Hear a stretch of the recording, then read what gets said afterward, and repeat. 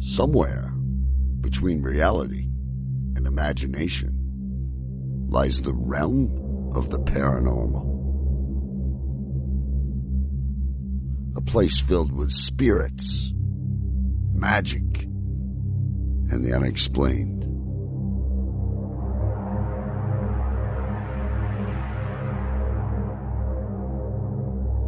Come with us on our journey to discover if the stories are true or if they are all just smoke and mirrors.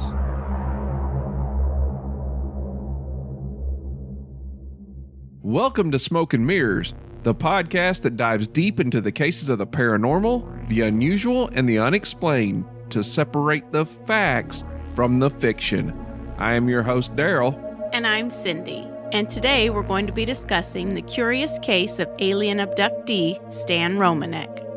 Stan Romanek may be one of the most controversial and polarizing figures in the UFO community. He's been a guest speaker at several UFO conferences, written several books on the subject, and is considered to have the world's most documented extraterrestrial contact story. Now, Stan was the focus of a Netflix documentary entitled Extraordinary, the Stan Romanek Story. So let's take a look at some of Stan's claims, and then we'll go back through and discuss our thoughts on each of them. On December 27th of 2000, that was the first time that Stan says he ever saw a UFO. Stan took video footage of the incident and later drew a picture of what he says he saw. After that day, Stan claimed to have seen several UFOs of various sizes and shapes, including one that appears to be a red plasma ball. Just in case you're doubting this, Stan says there have always been others with him to back up his stories. Stan claims to have had alien visitors and has video and photographic footage to back him up. These include a video known as the Boo video, where an alien peeks into his kitchen window. He claims to have been abducted by aliens several times, and during regression hypnosis has relived his horrifying experiences. He also claims to have been used to father several alien children, along with another woman who was abducted. Along with that, Stan has received phone calls from an alien child named Kioma, and a mysterious computer-generated voice of a British woman who informed him his name was Starseed. Also, Stan states that he has had implants in his leg and that the aliens performed a miraculous surgery on him that cured a torn cruciate.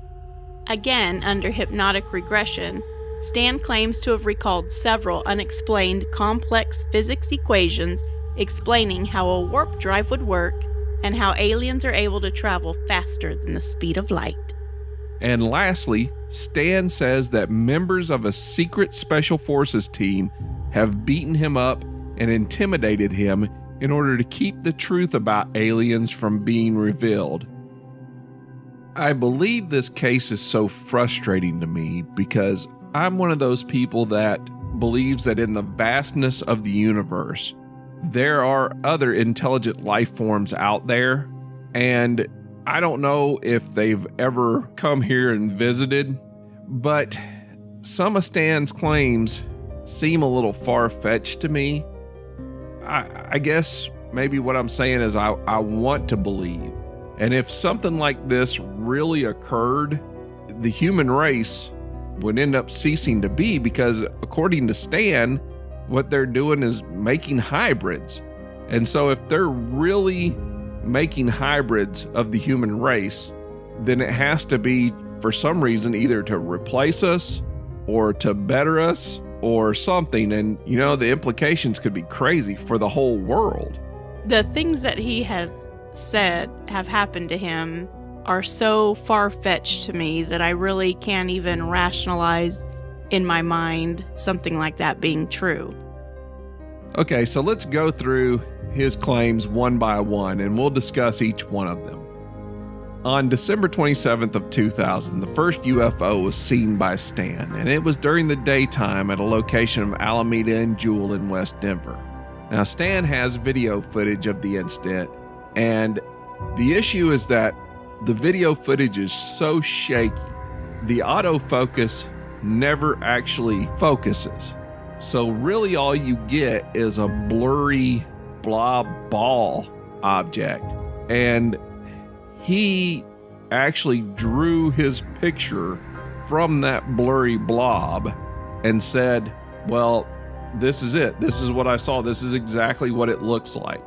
And it would be hard for me to go, okay, well, I looked at this blurry blob and yeah, that's what it is. Because I'll be honest with you, when I first saw the footage, my first thought was it looks like a helicopter.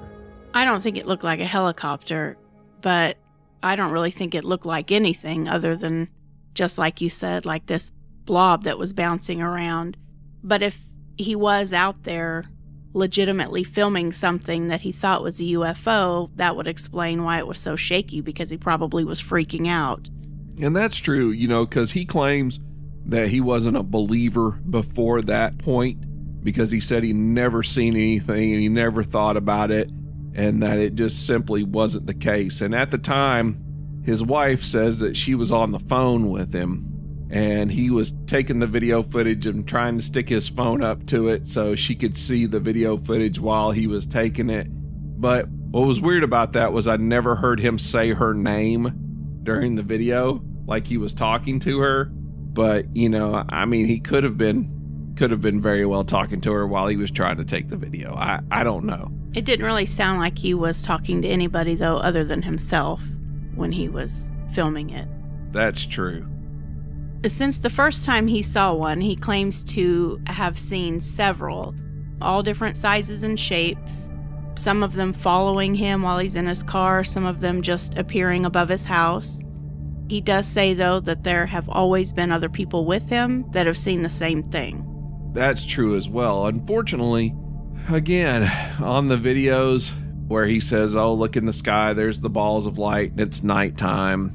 It could have been anything. It could have been a plane flying over. The problem is with light, when it's nighttime, if you're trying to record it with a camera, the autofocus is trying to focus in on it, and it can't. It just ends up causing it to look like it's expanding and contracting. So you're never going to get a real idea of what's actually behind that light. The camera simply can't find it. And so you don't know what that is. Now, the other problem with this statement is that he says there's always been other people there to back his story up. And in most instances that I've seen, there are other people there. However, they're all UFO and alien believers. And I'm not saying that that's not credible, but if you've got people who unequivocally believe in the existence of UFOs, in the existence of aliens, if you say, hey, that's a UFO, and there's no one there to be skeptical enough to say, well, maybe it's not, maybe it's something else, then really how much credence can you give to everyone that was there and saw it? Now, here's one of my favorites. Stan claims to have had alien visitors and has video and photographic footage to back him up.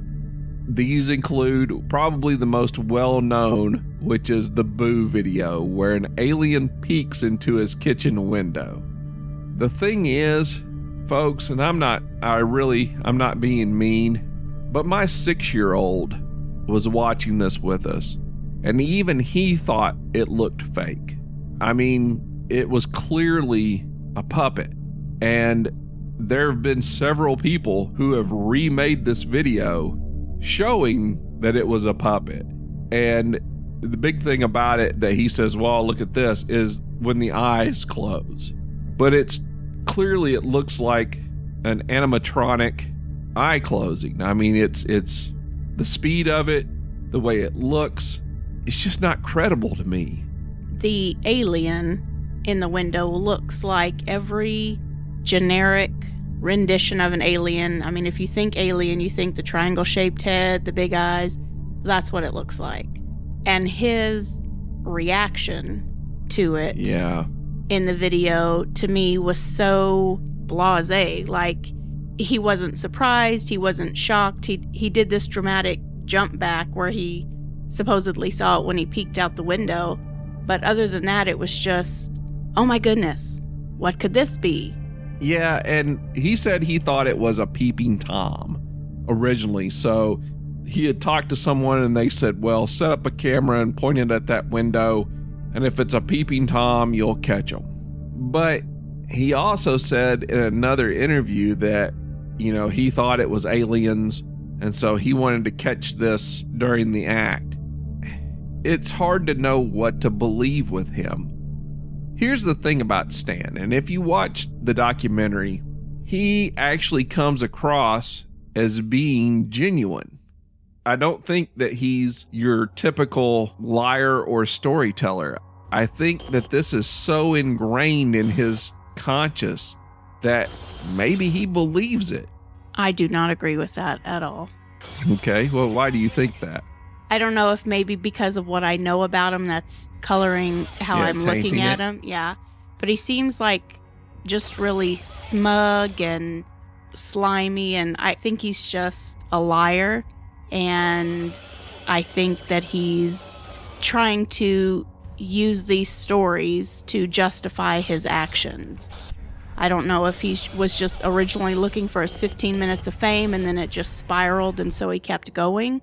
But he's done some things that he's now using this for. I think he cheated on his wife, and now he's saying, oh, I saw her when I was abducted and she mothered these children and we're supposed to be together. And I think he's just using that because he wants to cheat on his wife. That goes with another claim. But to go back to the photographic footage and the video footage, one of the photographs they actually show literally looks like stick figure drawn aliens in the background. And then one of them is supposed to be of one of his alien kids with these big eyes, and it's staring through the deck at him. And it looks like a doll. Every bit of photographic and video footage he has is so easily faked that it's hard to give it any credibility. And it looks fake. It doesn't look like he made any attempt to make it look real. Yeah, exactly.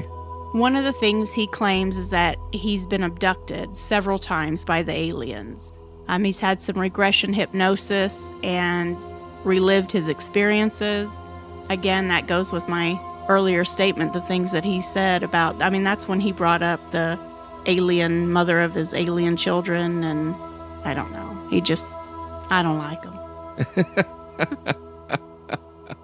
The thing about regression hypnosis is it's notoriously known for misinformation, and they will use leading questions to get answers that may not be true, because hypnosis is kind of like a dream state.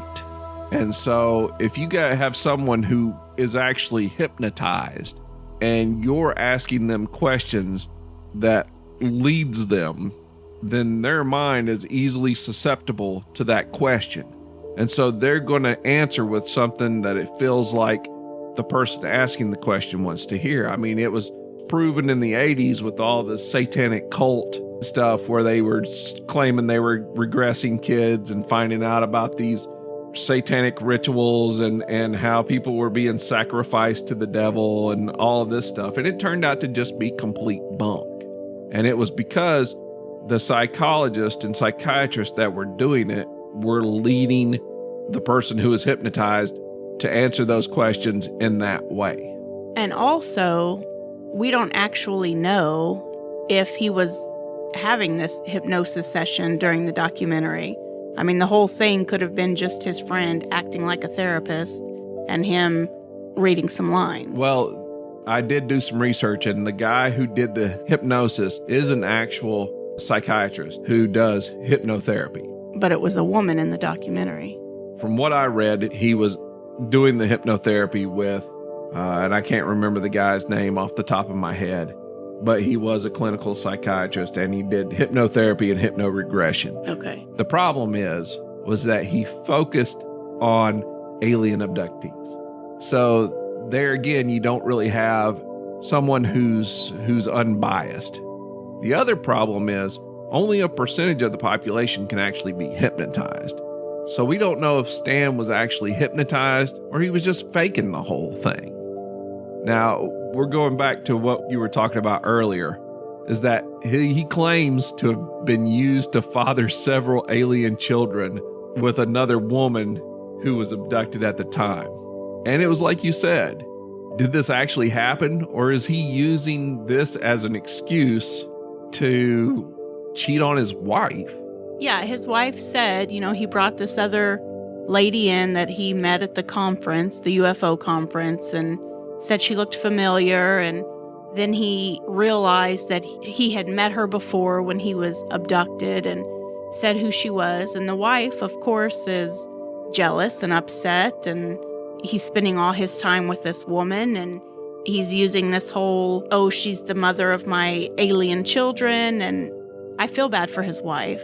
Okay, yeah, and I can see why you would feel bad for his wife in that instance, but for other reasons, I don't feel sorry for her. And we'll get to that here in just a few minutes. Stan claims that he's received phone calls from an alien child named Kioma, who said she is one of 8 children that he's the father of. He also received calls from a British woman who informed him his name was actually Starseed. Now, I know you and I talked about this earlier, and okay, here's the thing. The British woman's voice is one of those computer-generated voices that you can literally do anywhere on your computer. I mean, you can even find a program on the internet where you can type in whatever you want to say, click which computer-generated voice you want, increase or decrease the speed, and voila. You have a recording of whatever you want them to say. And then, because we didn't actually see the phone call, there wasn't a video of him being on the phone and talking to him. What you got was a audio recording of him talking on the phone to the British woman. Yeah, and the whole time he's talking to her, again, he's just so, I hate to use the word blasé again, but it's just like, it's not a big deal to him. He's, who am I? What did you say? If I was talking to an alien on the phone that was giving me this information about how special I was and I had this top secret alien name, I would be a little more excited than just, who is this? Yeah. Yeah. Now, the other thing that bothers me is when the child speaks. Okay, our kids used to have these megaphones where you could change how your voice sounded when you spoke through them. And one of them was actually one that was called Child. And as soon as I heard the voice, I said, hey, that sounds exactly like those megaphones the kids used to have. And then after you listened to it, you were like, yeah, it does. It sounds just like it. So, I mean, was it actually an alien child? Or was it a $4 toy that you could pick up at Walmart? Who's to say? Now, another one is that Stan says that he had implants in his leg and that aliens performed a miraculous surgery on him that cured a torn cruciate. Okay, when Stan was asked to provide this implant for testing, amazingly, it disappeared. No one could find it. It just disappeared. And then there was another story where he said that he dug out an implant with his pocket knife inside of a doctor's office. Now, first off, there's no doctor in this world that's going to let you pull out a pocket knife and dig something out of your leg inside their office. That's never going to happen. He then claims that he gave that to his wife, and his wife hid it somewhere where he could never find it. And she put it in the back of, I can't remember if it was like a clock or inside the back of a radio. Maybe it was in the back of a radio. And then he says that people from the government shot some kind of wave pulse gun at it, and it busted it up into a bunch of pieces, and therefore you couldn't look at it. That's pretty convenient. Well, he had the same thing happen as far as things disappearing with some pictures that he had taken. Supposedly, he showed those pictures to some of his fellow believers, and then somebody said, hey, you need to print those off so we can show them to the world. And on his way from the room to the computer, they disappeared off the camera. Yeah, exactly. So, he has a history of stuff just disappearing. So that's pretty incredible. One of the things that he claims while he was under hypnotic regression was that he was able to write out several complex physics equations. I'm no good at anything physics, so it all looked like gibberish to me, but so maybe you should talk about this one. All right. Here's the problem with his equations. And the people in the documentary made out like some of these equations were so advanced and nobody really knew exactly how they worked and how they explained how to travel faster than the speed of light. Well, one of his equations depicted the helium atom bombarding element 115. Now, these people claimed that at that time, this equation didn't exist, but it's not true. That equation has been around actually since the mid-'80s. And knowing about element 115, again, that's been around since the mid-'80s. It was actually used by Bob Lazar as one of the things he tried to use to prove aliens' existence. And people that were in the alien and UFO community knew about that already. So, not really a dependable source. Now, another one he wrote out is actually what's called the Drake equation. And that's been around since the mid-'60s. So again, not really something new or unknown or that anyone, has never seen. The only difference between Romanek's equation and the Drake equation was that he put times 100 at the end to show how many potential planets there were that had life forms on them. And they was like, oh, well, this is miraculous. Now, the reason they claim this is miraculous is because on Romanek's website, he actually had stated that he suffered from dyslexia and that he's been affected by this learning disability all his life. And because of it, he only had the math competency of a fourth grader. Now, this is interesting because he says this on the documentary as well. But on a TV show called Proof Positive in 2002, he said he had his IQ tested and he was a genius. And there was no mention of dyslexia or a learning disorder then. So if you got a genius IQ and basically you're looking at Cliff Notes or an equation that you could find online and you memorize it, how easy is that to fake? I mean, I could have done it. Yeah, I could memorize something and write it out even if I didn't know what it meant. Yeah, so that claim is not really that valid. Now, the last one is maybe my favorite. Stan says that members of a secret special forces team beat him up and intimidated him and told him to never speak about these aliens. During the documentary, when he was talking about this, he said that 4 or 5 men jumped out of a van. He could tell they were some special ops, military types.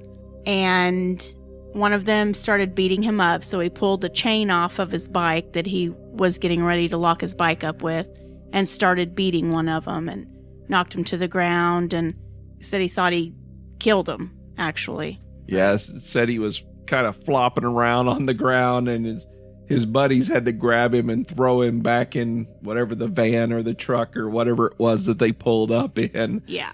So I've lived my entire life on military bases, except for just a few years. And I know a lot of people in special forces and Green Berets and things like that. And I can guarantee 100% that a Joe Schmo on the street is not going to better 4 or 5 of those men. Whether he has a bicycle chain or not, that's not going to happen. So this one is totally laughable and straight garbage. And he claimed that the way they got him eventually was by tasering him in the back. And then he went down and then they beat on him. And he had pictures of his nose being broke and his eye blacked, and he had places on his face. And to be honest, I probably think he did get beat up. Probably by his wife because she caught him cheating. No, I'm not going to say that. No, I'm just kidding. I think he did. I think he did get beat up, but I'm not sure who he got beat up by. Now, Stan claimed that when he was a kid growing up, he got beat up a lot by the Crips and the Bloods, and so he knew how to handle himself. And he actually made a claim that he beat up his principal in high school. He said he grew up in Denver, so he knew how to fight. Well, yeah, the south side of Denver is what he said. And he may have grown up in a rough area. I can't say that for sure. I don't know. You know, that's the thing. All I know is the experience I have in a fight. And I've fought a lot over my lifetime. And the thing that I know, and I know for a fact, is if you've got 4 or 5 guys that are trained and you're defending yourself, even if you're trained, they're going to kick your butt. And they're going to give you a thorough butt kicking because you're not going to fight them off. And here's the other issue I have with this. If they really were some kind of secret black ops special forces team and they wanted you to be quiet, they're just going to pull up and shoot you. They're not going to get out and beat you up and be like, "Oh man, you better not talk about this ever." That's not going to happen. They're just going to drive up, shoot you in the head because they're going to have a marksman in the group. And they're just going to pull up, boop, you're done. They drive away. No one knows who did it. The end. I don't know what to think. Other than when we go back and look at what he says about when he's growing up and he got beat up a lot, I think maybe he might have gotten bullied growing up. And he may have gotten beat up a lot. And so I think maybe this could possibly be a way for Stan to big himself up. He becomes kind of a big figure within the UFO community. I mean, it's 195 claims of some kind of contact, abduction, or something happening with aliens. 195 in 14 years. No one has that. And so it makes him stand out in the crowd. Makes him important. People want to know him. Exactly. Yeah. And I think it feeds an ego that possibly was beat down as a youth, and it was a way to build that back up. I don't know. Now, I know that he's faked some stuff because he admitted to faking some stuff. In a 2015 video interview on the Peter Maxwell Slattery show, Romanek admitted he faked the strange movement of objects that occurred in a video that he showed on that same show the previous year. So we know that he faked stuff. And here's where the thing about his wife comes in. His wife said, "I don't like liars. And if Stan was making something up and he tried to say that this is what happened to the world, I'd call him on it." And yet here you have a case where he clearly shot a video that was faking the whole thing. You know she knew about it, and he took it to a show and claimed it to be real. She never said a word. That tends to make me believe that she's in on the hoax. And if that's the case, I don't believe either of them. Now, that's just my opinion. If you don't believe me, or you think that I'm crazy, or you think we're crazy, email us at smokeandmirrorspod@gmail.com. Let us know what you think. And if you have a story about your own alien encounter, we certainly would love to hear it. Absolutely. Now, the last thing I want to talk about with Stan Romanek is that in late 2014, he was arrested for having child pornography on his computers. And distributing said pornography. Yeah. Now, he's since had the trial, and he was convicted of having child pornography, but he was acquitted for distributing child pornography. And he says that it's a government setup, that the government actually planted the child porn on his computer and that he knew nothing about it. The problem with that is that he had tried to wipe all his hard drives on his computer before the police actually raided his home. Yeah, he and his wife became friends with a female officer. Allegedly. Right. Who allegedly leaked him tips about that he was getting ready to be raided for a child pornography claim against him, or that they had, I guess, traced his IP address back and all that. So he wiped all of his hard drives. And their excuse is that there was this virus used to actually put child pornography onto people's computers without them knowing it. I haven't done enough research to know if that virus actually existed. However, the claims that it existed do not coincide with the actual beginning of the investigation into his child pornography. And that actually started, I think, 3 years previous to him being arrested. It was started by the FBI, and then it was actually turned over to the local police. And I don't know, there's one instance in the actual documentary that really bothered me and stood out. And it was in the instance where they were talking about like Grandpa Gray. And Stan says that he saw a figure in the corner of his eye running, and it looked like a naked boy, and he thought it was his stepson. So he went and grabbed his video camera so he could record him and use it as blackmail. He's disgusting. That statement bothered me. It bothered me a lot. And I don't know, it may have been innocent. I mean, here's the thing. I'm not going to proclaim the guy's guilt because I don't know if he's guilty or innocent.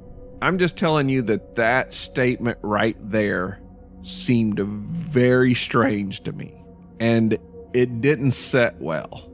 And if the man is innocent of these charges, because he's got an appeal in, and apparently the guy who investigated him is kind of sleazy as well. So it's tough to say if the guy is guilty of this. If he is, I hope he rots in prison. If he isn't, I hope he gets out, he's completely acquitted, and life moves on for him. Yeah. So this is just the information that we gathered. These are our thoughts. And at the end of the day, no one but Stan Romanek, his wife, and a select few individuals really know the truth about what occurred. It's up to you to decide what you think is real and what is just smoke and mirrors. You know, I had that alien abduction that one time, because remember when I woke up early in the morning and felt like I had been anally probed, and you said I must have gotten kidnapped? That's true. It was weird, though, because you had lube next to you. It's the craziest thing. Make sure you edit that out. No, I'm not. Thanks for joining us for this episode. You better take that I'm not. That was great. Thanks for joining us for this episode. If you enjoy the show, please subscribe on iTunes, iHeartRadio, TuneIn Radio, Stitcher, Podomatic, our YouTube channel, or on our website at smokeandmirrorspod.weebly.com, where you can find podcasts, videos, and more. Just search for Smoke and Mirrors Paranormal on your favorite podcast player. Also, you can find us on Facebook at Smoke and Mirrors Paranormal. Give it a like and join the discussion group so you can let us know what you think of the show. We'll be happy to respond. If you would like to help the cast grow, please rate and review us on iTunes. You guys have been doing super awesome so far, so definitely keep them coming. If you would like to help support the cast, you can purchase great Smoke and Mirrors gear on our website. And soon we will be starting our Patreon, which will offer exclusive shows just for our supporters. Also, remember to send in your stories of paranormal encounters to smokeandmirrorspod@gmail.com. Thanks again for listening and subscribing, and have a good night. Good night.